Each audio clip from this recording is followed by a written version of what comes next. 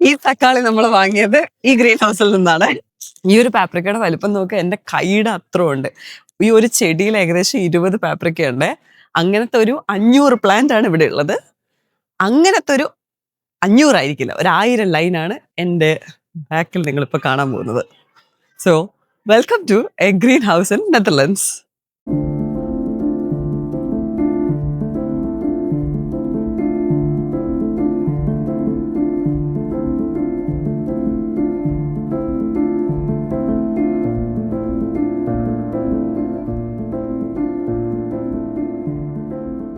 ലോകത്തിലേക്ക് തന്നെ വെച്ചിട്ട് ഏറ്റവും കൂടുതൽ പച്ചക്കറികളും പൂക്കളും എക്സ്പോർട്ട് ചെയ്യുന്ന രാജ്യമാണ് നെതർലൻഡ്സ്. ആ നെതർലൻഡ്സിന്റെ ഒരു ഗ്രീൻ ഹൗസ് കാണാനായിട്ടാണ് നമ്മളിവിടെ വന്നിരിക്കുന്നത്.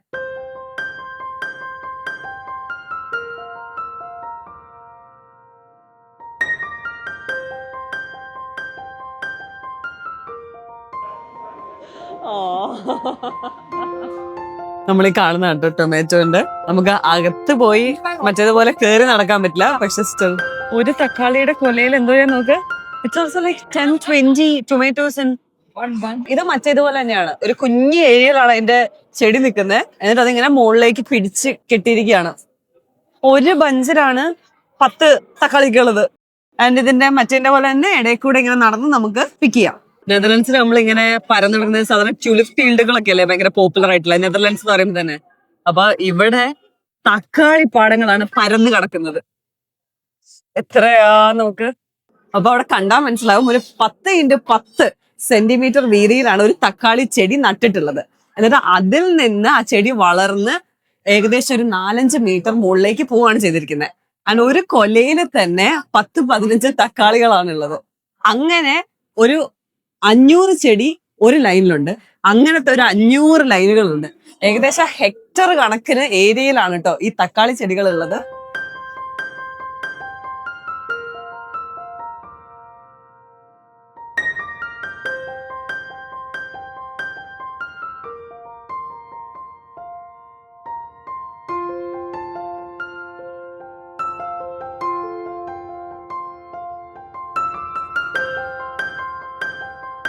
അപ്പൊ നമുക്ക് ആ തക്കാളിയുടെ അടുത്ത് പോകാൻ പറ്റാത്തതുകൊണ്ട് ഇവിടെ കുറച്ച് തക്കാളി ചെടികൾ നമുക്ക് വെച്ചിരിക്കുകയാണ്.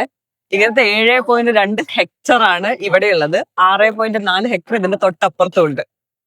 വീട്ടിലൊക്കെ ഒരു തക്കാളി ചെടി കണ്ടിട്ടുണ്ടെങ്കിലും തക്കാളി ചെടി ഒരു അത്ഭുതമായി തോന്നുന്നത് ഇവിടെയാണ് അല്ലെ. ഇവരിത് ചെയ്യുന്നതെന്ന് പറഞ്ഞാൽ വെർട്ടിക്കൽ ഫാമിംഗ് ആണ്. അതായത് ഇപ്പൊ പരന്നിട്ടല്ല പോകുന്നത്. അപ്പൊ കുറച്ച് ലാൻഡ് ഏരിയ മതി, കുറച്ച് ബേസ് ഏരിയയിൽ നിന്നാണ് ഇവർ ചെയ്യുന്നത്. അപ്പൊ മുകളിലേക്കല്ലേ പോകുന്നത്. അപ്പൊ ആ സ്പേസ് ആണ് എടുക്കുന്നത്. താഴെ കുറെ സ്പേസ് ഒട്ടും എടുക്കുന്നില്ല. ഏറ്റവും മിനിമലായി താഴെ ഗ്രൗണ്ടിലെ സ്പേസ് ഉപയോഗിച്ചിട്ട് മുകളിലേക്ക് വളർത്തുകയാണ് വള്ളി വഴി. പല ടൈപ്പിലുള്ള തക്കാളി നോക്ക്. ഇതാണ് നമുക്ക് സാധാരണ കടയിൽ മേടിക്കാൻ കിട്ടുന്നത് ബെല്ല ടൊണ്ടോ. പക്ഷെ ഇത് ഭയങ്കര ടേസ്റ്റ് ആണ്. ഇതങ്ങനെ റെയർ ആയിട്ട് ഞാൻ കണ്ടിട്ടുള്ളൂ. പക്ഷെ വെറുതെ കഴിക്കാനാണെങ്കിൽ ഏറ്റവും അടിപൊളി തക്കാളി ഇതാണ്.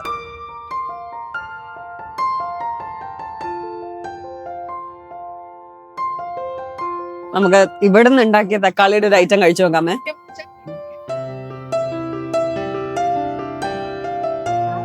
ഇതിലും ഫ്രഷ് തക്കാളി സ്വപ്നങ്ങള് കൊള്ളാം. എനിക്ക് തക്കാളി ഭയങ്കര ഇഷ്ടമാണ്. അതുകൊണ്ട് ഇവിടെ വരാനും ഞാൻ ഭയങ്കര എക്സൈറ്റഡ് ആയിരുന്നു.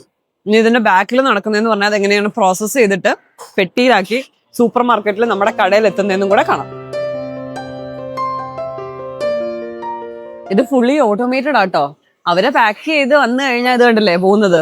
എന്നിട്ട് നേരെ അതിങ്ങനെ ഓരോ ലൈനിൽ വരും, നേരെ നമ്മുടെ വണ്ടിയിലേക്ക് കയറ്റും. അവരെ പോയി ഇറക്കി വിട്ടപ്പോ വണ്ടി തിരിച്ചു വരുന്നുണ്ടോ? ഇനി തിരിച്ചു വന്നിട്ട് അടുത്തവനെ കയറ്റി കൊണ്ടുപോകും.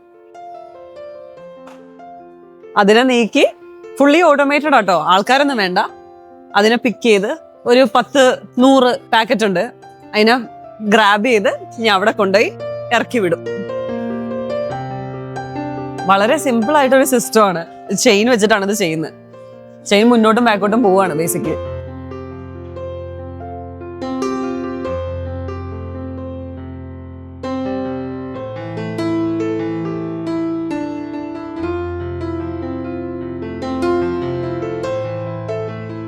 നമുക്ക് തക്കാളി വാങ്ങിച്ചിട്ട് വന്നാലോ?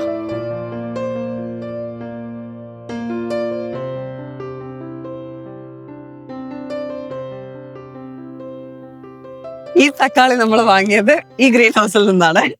ഇവിടെ ഇങ്ങനെ കുട്ടികൾ വന്നാൽ ബോറടിക്കാതിരിക്കാൻ കുട്ടികൾക്ക് കളിക്കേണ്ട സ്ഥലങ്ങൾ കണ്ടില്ലേ, അത് വരെ വെച്ചിട്ടുണ്ട്.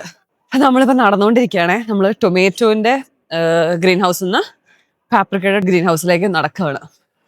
അപ്പോൾ പോയി നോക്കാം അവിടെ എന്താ ഉള്ളത്. നെതർലൻഡ്സിൽ വർഷത്തിൽ ഒരു വീക്കെൻഡ് ആട്ടോ ഇങ്ങനെ പബ്ലിക്കിനായിട്ട് ഓപ്പൺ ചെയ്ത് കിട്ടുക. നോക്കിയിരുന്ന് ആ വീക്കെൻഡ് തന്നെ വരണം, എന്നാലാണ് നമുക്കിതൊക്കെ കണ്ട് ആസ്വദിക്കാൻ പറ്റുള്ളൂ. തക്കാളി ചെടി കണ്ടതിന് ശേഷം നമ്മളിപ്പോൾ കാണാൻ വന്നിരിക്കുന്നത് ക്യാപ്സിക്കം ചെടി കാണാനാണ്. ഇതും ഏകദേശം 7-8 ഹെക്ടറിലാണ് ചെയ്തിരിക്കുന്നത്. അതായത് ഏകദേശം ഒരു 10 ഫുട്ബോൾ ഗ്രൗണ്ടിന്റെ വലിപ്പത്തിലാണ് ഇതുള്ളത്. കഴിഞ്ഞ വട്ടം നമ്മൾ പോയത് ഇതിന്റെ റെഡ് പാപ്രിക്ക ഉണ്ടാകുന്നായിരുന്നു, അതുകൊണ്ട് നല്ല ചുവന്ന് ഇങ്ങനെ കാണായിരുന്നു. ഇപ്രാവശ്യം പച്ചയാണ്.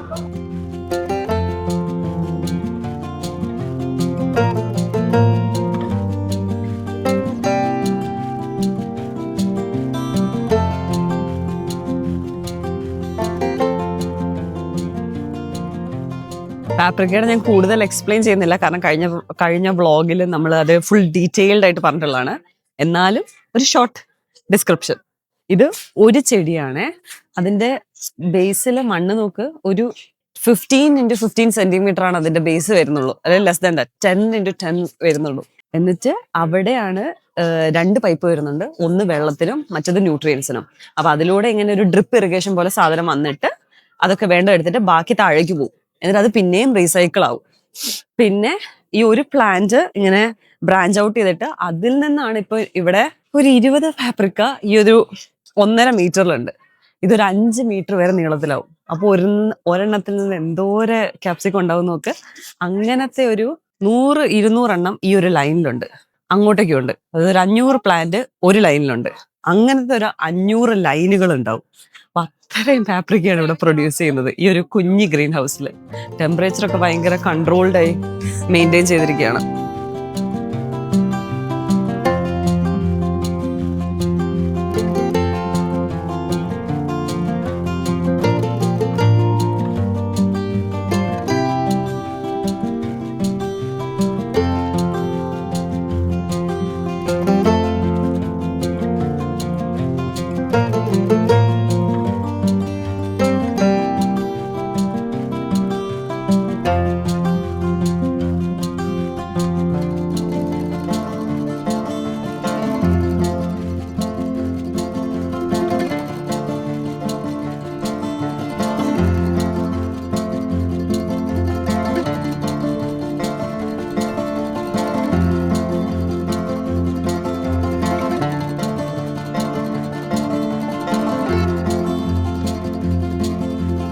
ഈ സ്ഥലം പാപ്രിക്ക മാത്രമുള്ളത് ഒരു 7 മുതൽ 8 ഹെക്ടർ ഏരിയയിലാട്ടോ.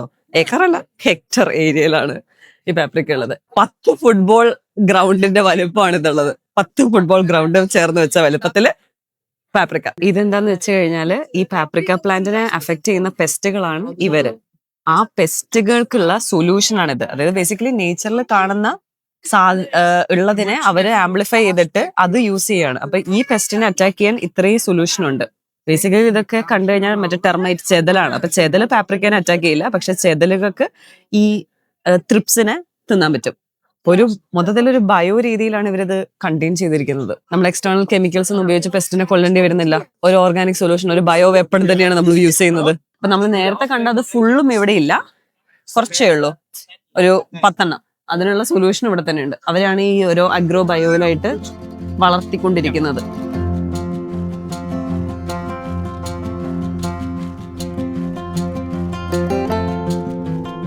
ഇപ്പൊ അവര് ഇതെങ്ങനെയാ പ്ലക്ക് ചെയ്യുന്നതെന്ന് വെച്ചാൽ ഉണ്ടായാൽ മാത്രം പോരല്ലോ, അത് പറക്കണ്ടേ. അപ്പൊ ഇവിടെ ഈ റെയിലില് ഇതുപോലത്തെ മെഷീൻസ് ആണ്. അപ്പൊ ആ മെഷീനിൽ കയറി നിൽക്കും. അവരിതിൽ കയറി നിന്നിട്ട് അപ്പൊ ഈ ചെടിക്കൊന്നും പറ്റാതെ ഇതിന്റെ ഉള്ളിൽ കൂടെ കറക്റ്റ് അതൊക്കെ ഭയങ്കര ഒപ്റ്റിമൈസ്ഡ് ആണ്. ഈ മെഷീൻ പോകാനുള്ള ഗ്യാപ്പ് മാത്രമാണ് ഈ 2 ലൈനുകൾ തമ്മിലുള്ളൂ. അപ്പൊ അതിനകത്ത് കൂടെ ഇങ്ങനെ അവർ പോയിട്ട് അവർക്ക് വേണ്ട പാപ്രിക്ക മാത്രം പറിച്ചിട്ട് വരും. ആൻഡ് ഇതിനെ ഹൈറ്റ് അഡ്ജസ്റ്റ് ചെയ്യാൻ, കാരണം ചെടി വളരുന്നതിനനുസരിച്ച് നമുക്ക് മുകളിലേക്കും പോകണല്ലോ. ഇത് കണ്ടില്ലേ, ഇത് ഇവിടെ കംപ്രസ്ഡ് ആയി വെച്ചിരിക്കുകയാണ്. അപ്പൊ ആ കംപ്രസ്ഡ് ആയതിന് ഹൈറ്റ് അഡ്ജസ്റ്റ് ചെയ്ത് വെച്ചിരിക്കുന്നതാണ് ഇത്. അപ്പൊ ഇത്രയും ഹൈറ്റ് ഇത് പിന്നെയും പോകും കേട്ടോ മുകളിലേക്ക്. അപ്പൊ അത്രയും ഹൈറ്റിൽ നമുക്ക് പോയിട്ട് നിന്നിട്ട് പറിക്കാം. ഈ 2 ലൈനുകളുടെ തമ്മിലുള്ള ഗ്യാപ്പ് എന്ന് പറഞ്ഞു കഴിഞ്ഞാൽ ജസ്റ്റ് ഈ മെഷീന് പോകാനുള്ള ഗ്യാപ്പാണ്. അത് പോകുന്നു, പറിച്ചിടുന്നു, തിരിച്ചിങ്ങോട്ട് വരുന്നു. ചെടിയൊക്കെ ഒന്നും പറ്റുന്നില്ല, നമുക്ക് വേണ്ടതെല്ലാം കിട്ടുന്നു. എനിക്കിത് പറഞ്ഞിട്ടും മതിയാവുന്നില്ല. എന്താന്ന് വെച്ച് കഴിഞ്ഞാൽ എനിക്കിത് വിശ്വസിക്കാൻ പറ്റുന്നില്ല. അതിന്റെ ബേസിൽ ആ കൂടെ 10 സെന്റിമീറ്ററിന്റെ 10 100 സെന്റിമീറ്റർ സ്ക്വയർ അത് എടുക്കുന്നുള്ളൂ. പക്ഷെ ഈ ഏരിയ മൊത്തം എന്ന് പറയുന്നത് ഒരു 7-8 ഹെക്ടർ ആണ്. അത് 10 ഫുട്ബോൾ ഗ്രൗണ്ട് ചേർത്ത് വെച്ച പോലെ. ഐ മീൻ നല്ല ഇൻവെസ്റ്റ്മെന്റ് ഉണ്ട്, മില്യൺസ് ഓഫ് യൂറോസ് ആയിരിക്കും. പക്ഷെ അവർക്ക് അതിൽ നിന്ന് റിട്ടേൺ കിട്ടുന്നതെന്ന് പറഞ്ഞു കഴിഞ്ഞാൽ ഇത്ര ഒപ്റ്റിമൈസ്ഡ് ആയിട്ട് കാര്യങ്ങൾ ചെയ്യുന്നതുകൊണ്ടാണ്. ആ ഗ്യാപ്പ് കണ്ടില്ലേ, ഞാൻ പറഞ്ഞില്ല നേരത്തെ, ആ മിഷൻ പോകാനുള്ള ഗ്യാപ്പ് മാത്രമേ ഉള്ളൂ ഇവർ തമ്മിൽ. ചെടികൾ വളർന്നുകൊണ്ടേയിരിക്കും. അപ്പൊ ഈ ഒരു 1.5 മീറ്റർ ആകുമ്പോൾ തന്നെ ഒരു 10-20 പാപ്രിക്ക ഇത് തരുന്നുണ്ടെങ്കിൽ ഒരു 5 മീറ്റർ ആകുമ്പോൾ എന്തോരം പാപ്രിക്ക ഒരു പ്ലാന്റ് തരും. കൃഷിയിൽ ഇവരൊരു റെവല്യൂഷൻ നടത്തിക്കൊണ്ടിരിക്കുകയാണ് ഇവിടെ.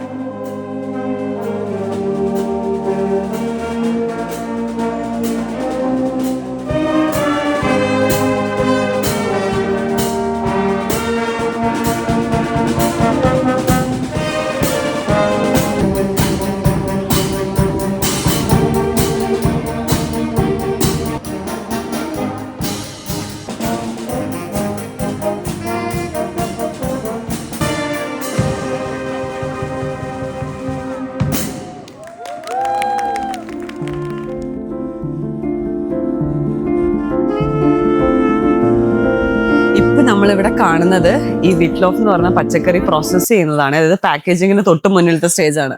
അപ്പൊ അത് വേരോടെ വന്നിട്ട് ആ വേര് കട്ട് ചെയ്ത് കളയാണ്. അതൊക്കെ മിഷനിലാണ് ചെയ്യുന്നത് കേട്ടോ. എന്നിട്ട് അതിങ്ങനെ ബെൽറ്റിലൂടെ പോവും. എന്നിട്ട് അവര് ഹാൻഡ് പിക്ക് ചെയ്യും. എന്നിട്ട് അതിന്റെ തൊലി കളയും. എന്നിട്ട് അത് പാക്കേജ് ചെയ്തിട്ട് പാക്കറ്റിലാക്കി 4 എണ്ണം വീതം വരും.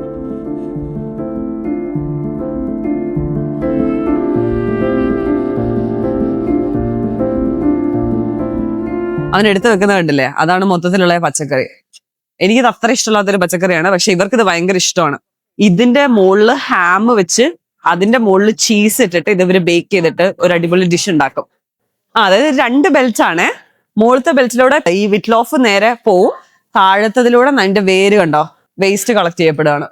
ഈ സാധനം എന്നിട്ട് ആ വിറ്റ്ലോഫ് ഇതിവിടെ പാക്കറ്റിലാക്കിയിട്ട് ഈ മിഷനിലൂടെ വരെ, എന്നിട്ട് ഇവിടുന്ന് നമ്മൾ ഇതുപോലത്തെ ക്രേറ്റ്സിലേക്ക് ട്രാൻസ്ഫർ ചെയ്തിട്ട് ആണ് ഫൈനലായിട്ട് ഇത് ട്രാൻസ്പോർട്ട് ചെയ്യുന്നത്. അന്നേരം അങ്ങനത്തെ ക്രേറ്റ്സ് ആണ് അവിടെ ഫില്ല് ചെയ്ത് വെച്ചിരിക്കുന്നത്. നെതർലാൻഡ്സ് വിറ്റ്ലോഫ്, നെതർലൻഡ്സിലെ വിറ്റ്ലോഫ് ആണ് നമ്മളിപ്പോ കണ്ടുകൊണ്ടിരിക്കുന്നത്.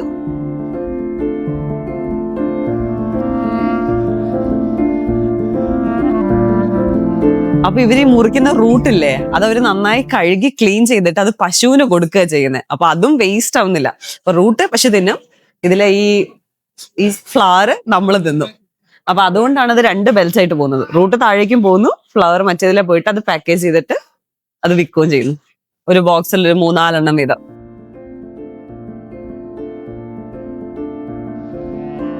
നല്ല പണിയാണ്. ഇതിങ്ങനെ ഒതിന്ന് ഓരോന്നും എടുത്തിട്ട് ആ കറക്റ്റ് കട്ടിലേക്ക് വെച്ചു കൊടുക്കണം. ആ 2 പീസായി കഴിഞ്ഞാൽ ബാക്കി എല്ലാം ഓട്ടോമേറ്റഡ് ആണ്. റൂട്ട് ഒരു വഴിക്ക് പോകും, മറ്റേ ഫ്ലവർ വേറെ വഴിക്ക് പോകും. അവൻ കുറച്ചു നേരം ഈ പരിപാടി തുടങ്ങിയിട്ട് ഒരു ബോക്സ് ഇപ്പൊ തീരാനായി. ഇപ്പൊ അടുത്തത് ഇതെടുക്കും.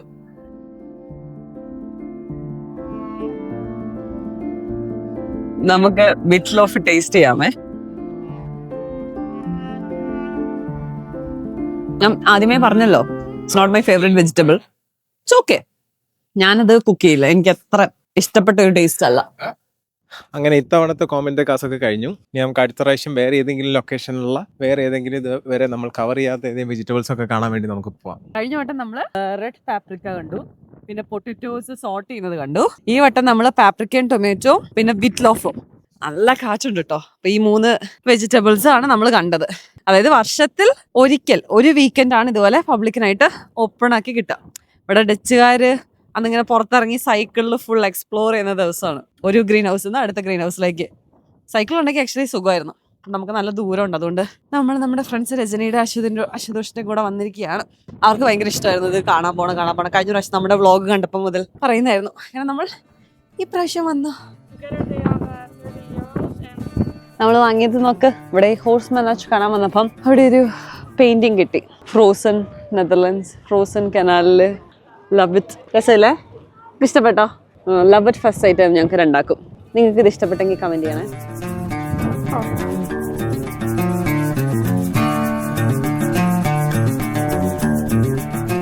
നമ്മള് ഇന്നത്തെ ഈ കോമന്റ് കാസിന്റെ ഭാഗമായിട്ട് ഇവിടെ ഹോഴ്സ് മനാജും തുറന്നിട്ടുണ്ടേ. മനാജ് അങ്ങനെ തന്നെയാ പറയുന്നതെന്ന് തോന്നുന്നു. Horse stable MANAGE. നമുക്ക് അതിന്റെ അകത്തും കൂടെ ഒന്ന് പോയി നോക്കിയിട്ട് വരാം.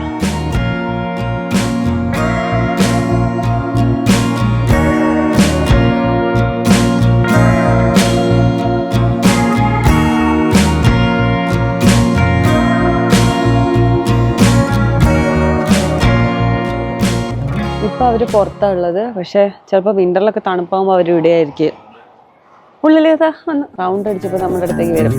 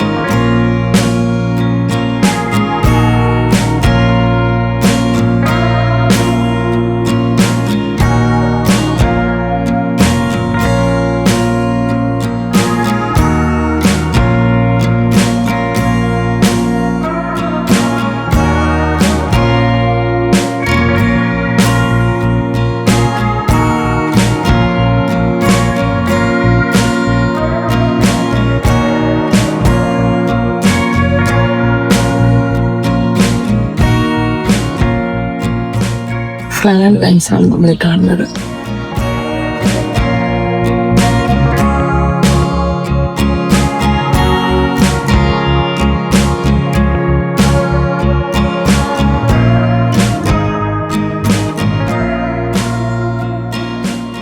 നമ്മളങ്ങനെ 2 ലൈറ്റ് ഹൗസിൽ വന്നിരിക്കുന്നത്. നമ്മൾ ഓൾറെഡി മക്കൻ പോയി, പിന്നെ ഇപ്പൊ നമ്മൾ ഉർക്കം വന്നു. ഇനി എത്രണ്ണം കൂടി ഉണ്ടെന്ന് അറിയാം.